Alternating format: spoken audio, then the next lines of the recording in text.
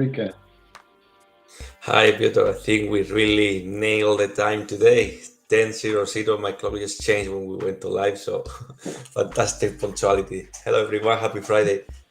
Happy Friday to everybody. Yes, I can see it. We are live. This is very good news. Thank you very much all for joining, for coming. So we will wait 2 more minutes for the people just to join. 2 more minutes, couple of seconds if people join us. Today we have the great guest, but also we have the great meeting with the people during the rebuild. So thank you very much, guys, to spending the time with us, spending the time with Enrique. Enrique, he was a star, guys. So just if you wish to look at some of the replays from the rebuild Madrid, I think you need to watch it, Enrique, on the scene. So. Yeah, well, I was one among the 25,000 people around that attend the event, and also 35,000. 35,000. Okay, I don't remember. So very good, yeah. Oh wow, that's one. I hope you don't see on my face how tired I am after these 3 days. I can see I am craving for people on your Saturday. face, in fact. So that's where everybody can see it. How many handshakes I give? Not this time. Yeah. Okay, next time we will just put for the Guinness. So what are we preparing today? Today we are talking about the BIM, or we just decide to change the subject for something? We know we're going beyond BIM since a while ago, right? And today's guest is Casey Rutland. Let's introduce himself and prepare here some of the main topic slides that he's gonna be through us. He's a digital transformation leader on the building environment. He's basically have a recognition figure in the UK mostly, where he lead some transformation for the government and private sector as well. And he came to us having a very nice, interesting talk. The hour just flew, so I invite you guys to go really this one 10:30 and watch the full interview. We have a very good conversation with him. It's not about BIM; it's going beyond about managing digital information. This is more where the topic is going, and open format, data structure, new technologies, well, many other things. So we're gonna start to put them in pieces right now for the selected clips, the highlights, and then after that's all yours to watch. Okay, so let's just try to look at for Casey interview, guys. I think it's interesting just so you can watch us later on. One of the things which we always forget on the beginning, Enrique, if you can just please. Oh yeah. The subscribe button. Oh my god, today I'm sorry, but I'm slow.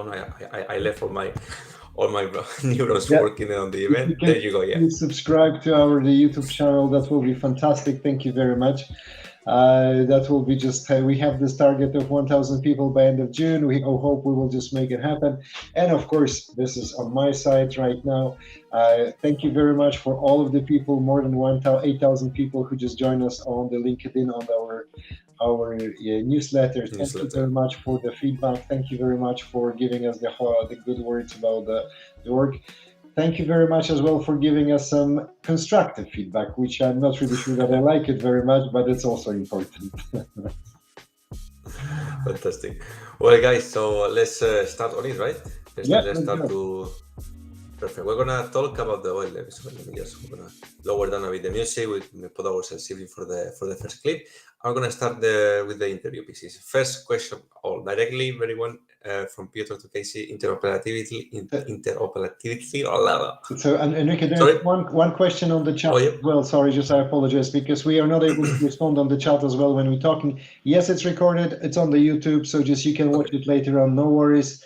Thank you for being here. I really appreciate it. But you can watch it later on. You can watch it. We have like a 30 episodes, so it will be like a weekend series. You can do this, okay?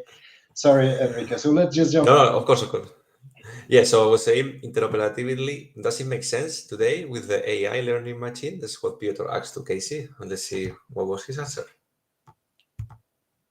I think really interoperability makes any more sense when you have all of the machine learning and all of the AI working on it.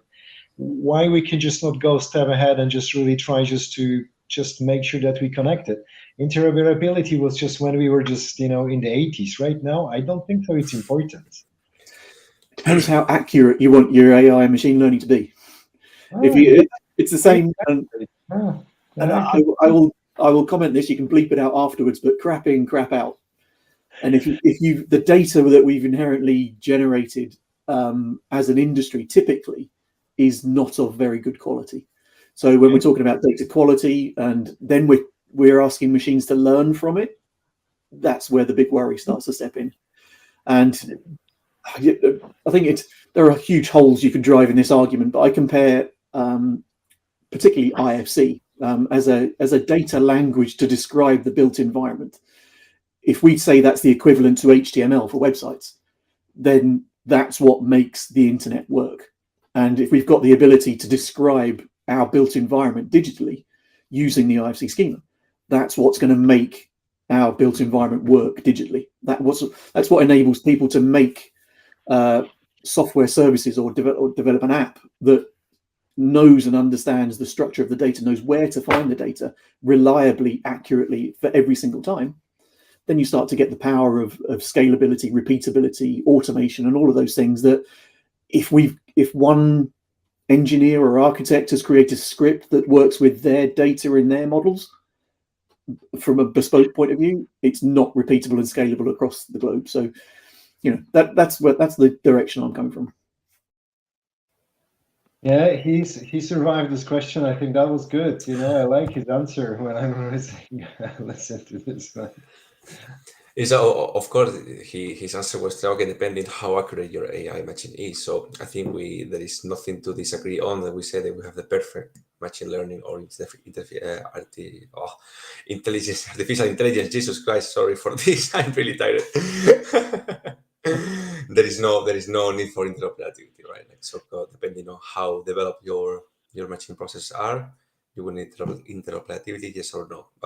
And let me also recall what he says about the IFC schema as his belief for understanding on the base of the information on the building environment. Well, this is how we need to find and establish one unique tool to define and talk about everything, all the data in construction industry. Does it make sense? Yes, no. This is where we are right now, right? Seeing this unique data structure, if this unique templates that can provide all the information. Yes, no, this is where we are. Correct.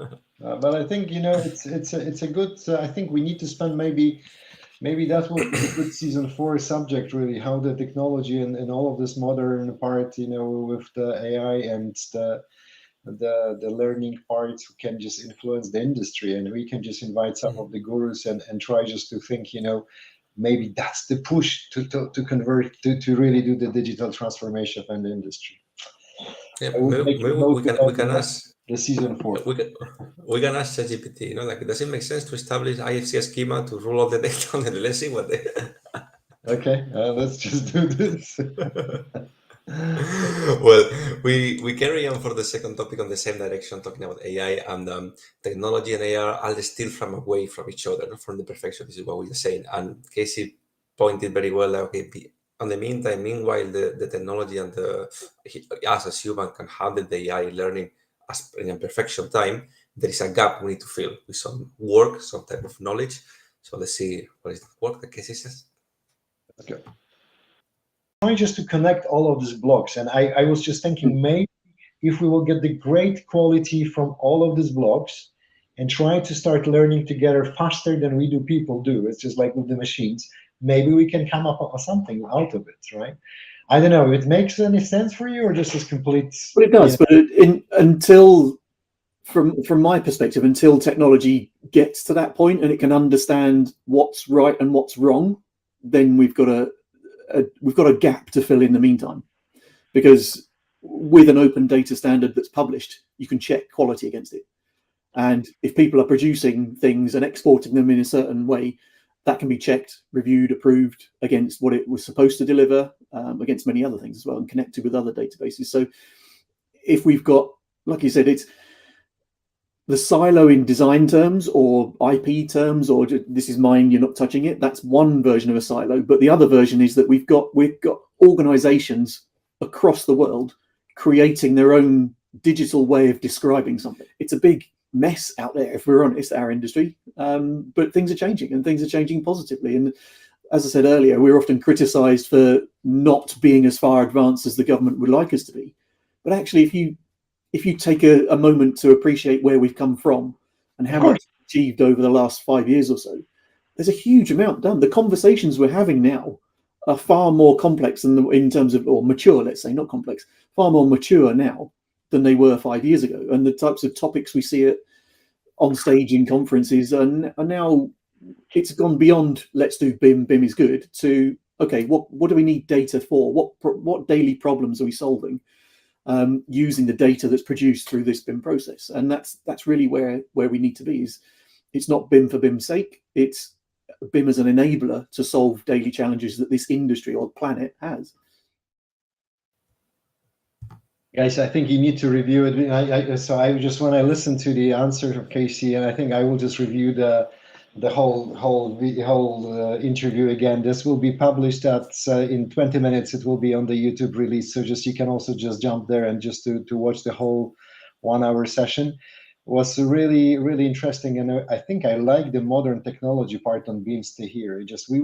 I think we were old when we were just talking with the last 3 seasons. Yeah, exactly. You hear ourselves of a conversation with the topic we are discussing and the ideas we're having right now doesn't have anything to do with a year ago when we started, right? So first of all, maybe we should rebrand this BIM Cafe for the data or the digital cafe or something. Something like that. No, come on, BIM is digital. BIM is digital, yeah. No, but the highlight here, Peter, from my side, BIM as an enabler to decide like what data do I need for, does it really, how it solve my daily problems, how it help me to make a better construction. Enabler, part of the technology, is one way, one part of the track of the digitalization of the whole map, or the whole process of the construction industry. So it's not just I do BIM, I am digital. It's not like that, right? It's part of it. So.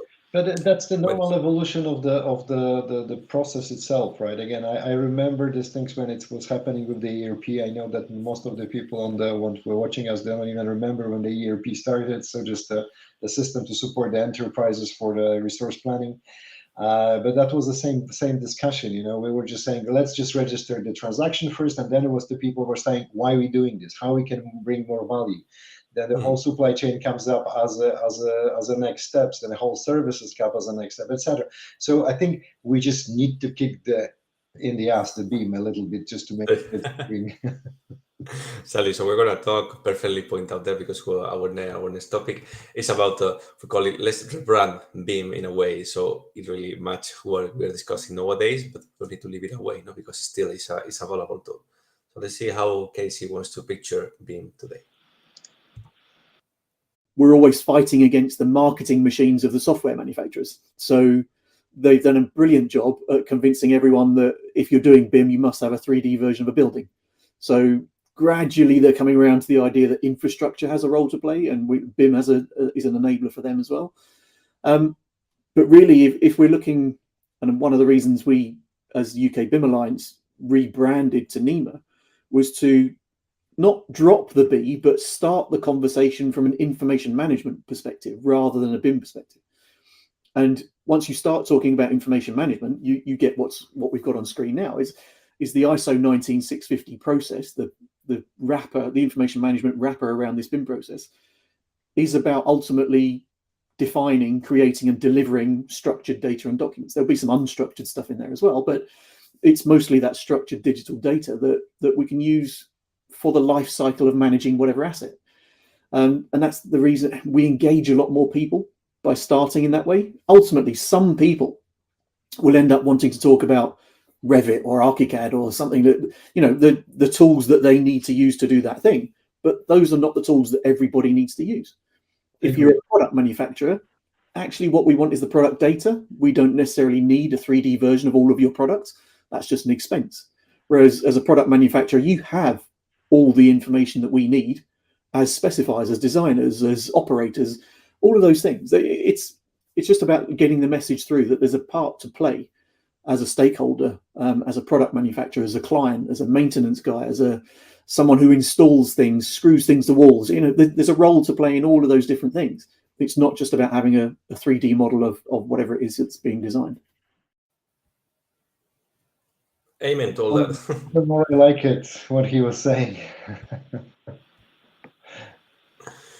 Is it really true that does it make sense to create the object or model for everything? Or we need to focus on what we want is the data itself, and it's a clear message for for manufacturers too, and architects, they can design their own models afterwards or the 3D object because it's not complicated to draw later a wall in Revit or whatever tool. But what we want and the quality that the architect cannot just pull out from any random paper, or the easiest way to provide them is the data.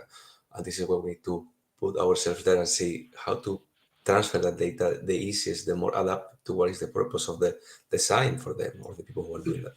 The one thing which I like is his comments about the manufacturers, for example, right? And just that's really something which really ring a bell for us. I think what we are doing when we're working with manufacturers, Enrique, we see that they don't need the full-blown thousands of dollars, $1 million systems. So really they need just the simple things to be able just to communicate wisely with the engineers, with the producers, with the designers, and with the all supply chain for the construction industry. So that's what they need, in fact, and that's what it's coming back to them as well as a supply chain and the reflections on the forecasting of the production. So very good comment from Casey. I like it very much.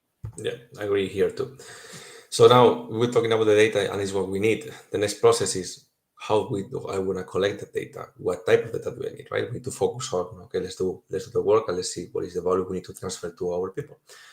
Let's see Casey's view on this, and then we comment after. Okay, let's go. If you're going to harvest data, you've got to make sure it's there in the first place.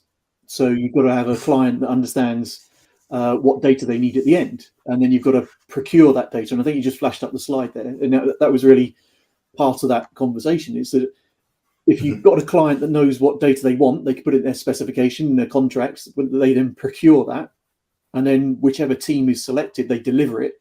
And the assurance part is what Piotr just said. It's about the checking, making sure that the data you're delivering is meeting the requirements, but also that the design meets the requirements. So we're not just checking the data quality, we're checking the quality of the design. Is it working? Does it function the way it's supposed to? And then that data's got to be stored somewhere. And the presentation piece is not just saying, here it is. It's how do we present that data to a particular stakeholder, whether it's about sustainability, whether it's about finance, whether it's about fire and life safety, or is it about design, or is it about feedback to a manufacturer about their product performance? You know, there's different ways you can present the data, and it's not all as a 3D model. It might be a dashboard, it might be a spreadsheet, it might be a report, it might be a drawing. All of these different things, different ways to present that. But then when you've got that data structure, you can start to exploit it. And that's taking that data set, matching it with another data set that might seem misappropriated, but you'll start to spot themes and trends and all of those things.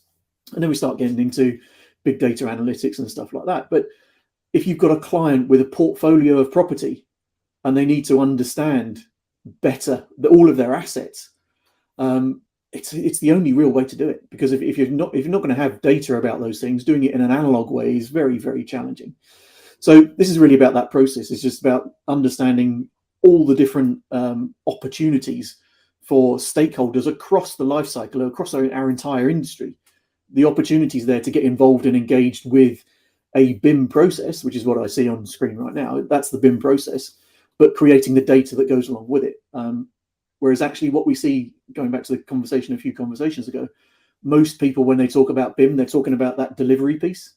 So they're talking about creating a 3D model or a data set or something for that. And all the conversation is around low-hanging fruit, like design coordination, clash detection and stuff like that.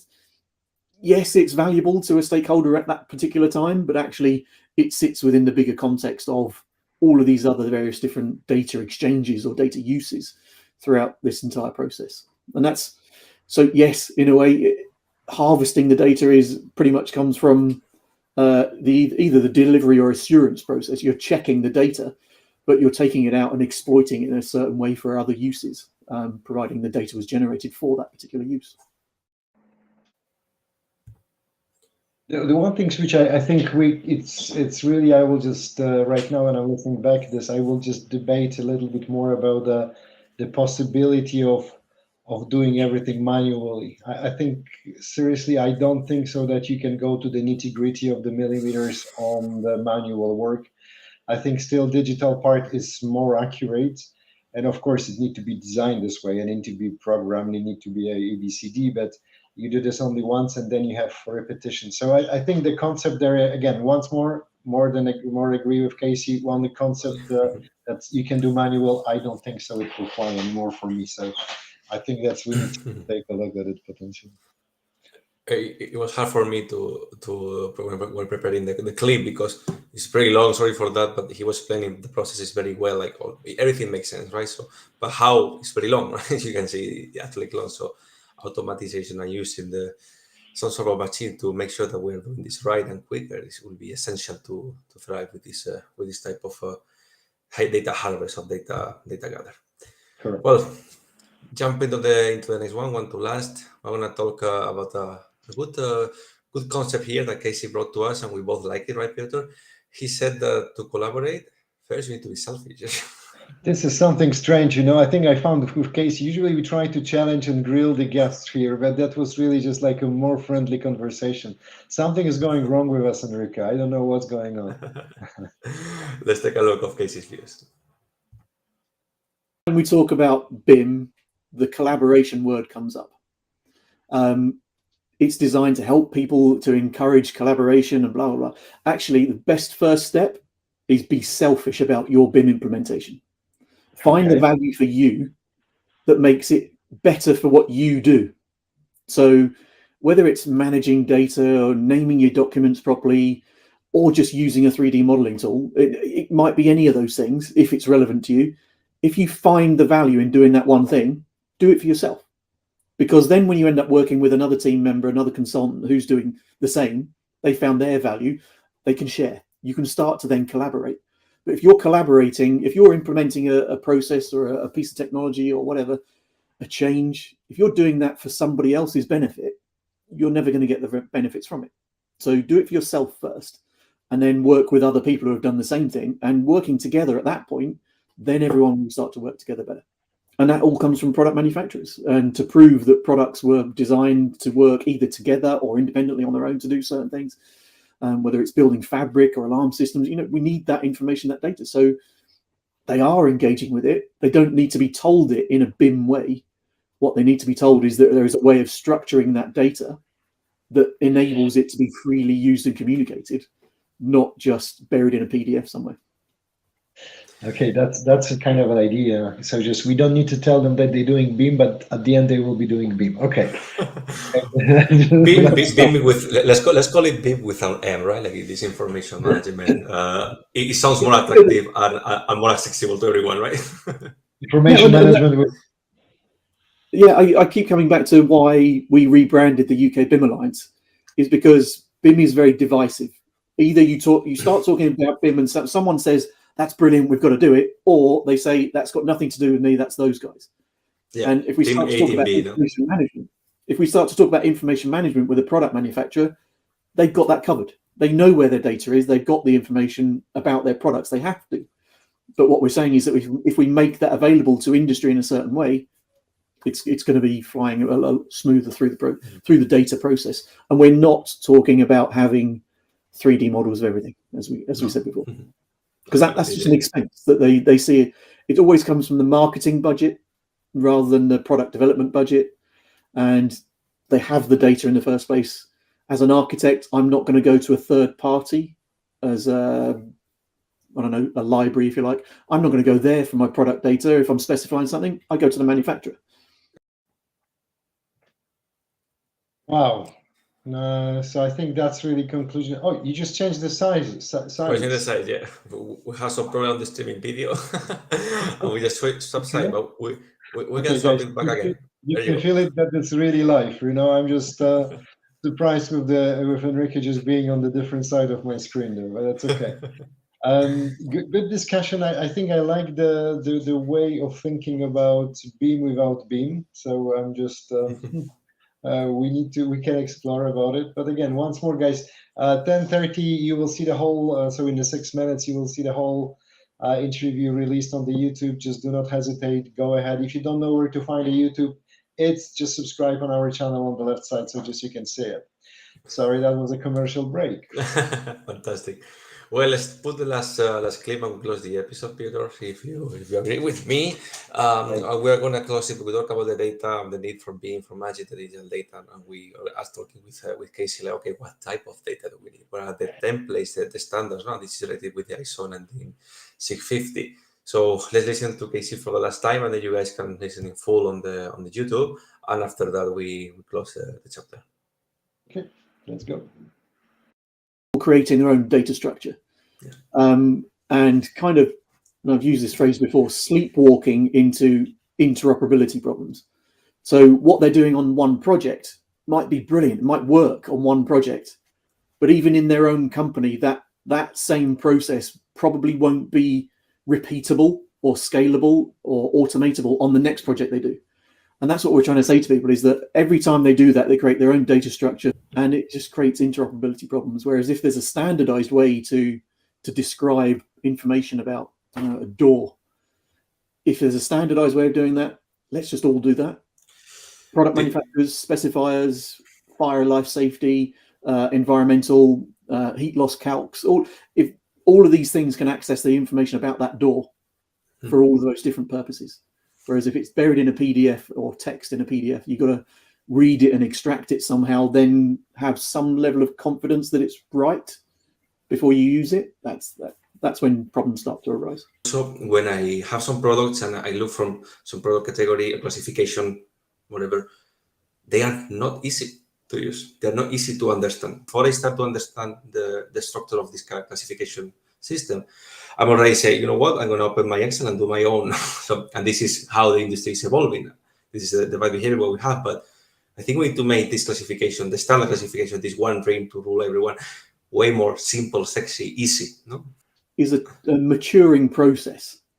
Whereas if you take the example of we discussed Amazon earlier, if you're on Amazon looking to buy a TV, you search, I want to buy a TV, and you select a few properties. I want it this large, I want it these features, and I want it this color, and it will filter out all of those things for you. You don't need to know what the programming in the background of that database is. And that's where we need to get to with our industry, is that lots of the products that we use already have that ability. I can probably buy those products online somewhere doing a filter and a search, so it's already working in the background. It's just that the tools we use on a daily basis aren't built on that background, that same data as well. So the more tools, as we said, there are developers creating those things that mean you don't need to know the classification. You need to know the words, the natural words that you would use in whatever language that you want in your natural speaking language. You can use those words, but still find the same product as someone using a different language, and you'd find those same products. We're slowly evolving, but it needs to get to that point where we're, as engineers and architects and project managers, you don't need to know a data structure because the software takes care of that, and that's the intent of it. You just want a tool that enables you, in perfect user acceptance, just to pick a tool up as intuitively as possible, just do the job that you need to do. Fantastic. So I think the evolution, we're talking about the evolution, but it's, for me, it's still too slow. So it's just, that's for my... I agree on that. And again, sorry for the length of the clip, but it was very interesting, and I didn't feel like any part we need to cut it off. But please, 1 minute, 10 seconds, you guys can access to the whole interview. Don't need to be sorry, Enrique. Go, guys, and check it. 10:30, it's coming. If you don't know where to find it, click on the subscribe. You will see the list there, and you will see all of the clips. Thank you very much, guys. I think one of the big records for today, I think we hit more than 20 viewers today, so that was really great. Thank you very much for that. I really appreciate it. Of course, we can see also that the guys are watching in the evenings and in the off the line, so the offline. So that's really good. Thank you. Thanks, Casey, as well, for being with us. That was really great. Thank you for the valuable discussion. Thank you for that. Yes. Enrique, I think you need to take some rest today, aren't you? Yeah. I'm gonna go to bed after this live, and I woke up probably Monday 9 a.m. Okay. Thank you very much, guys. Well, Enrique, thank you for having us today. That was great. Perfect. Pleasure to have you, Peter. Thanks again to Casey from my side. It was a real pleasure to have a time with him and learn from them. Invite everyone to join the BIM Cafe YouTube newsletter. or watch on demand. If you want to hear only the voice, we will have some requests for, hey, you are going to release a podcast. No, it's video plus audio. If you want to have only audio, you can just listen to the audio while you work or something. But if you want to have only the audio, just drop us a message. We can share only the audio from the videos. It's possible too. But Oh my God. it is made Are we trying to plan to evolve into the podcast? Gee, I never thought about it. Whatever it takes to spread all the words about BIM and digital data. Okay, very good, very nice. Guys, happy Friday to everybody. Thank you very much. We reached 30, so 10:30 in Europe.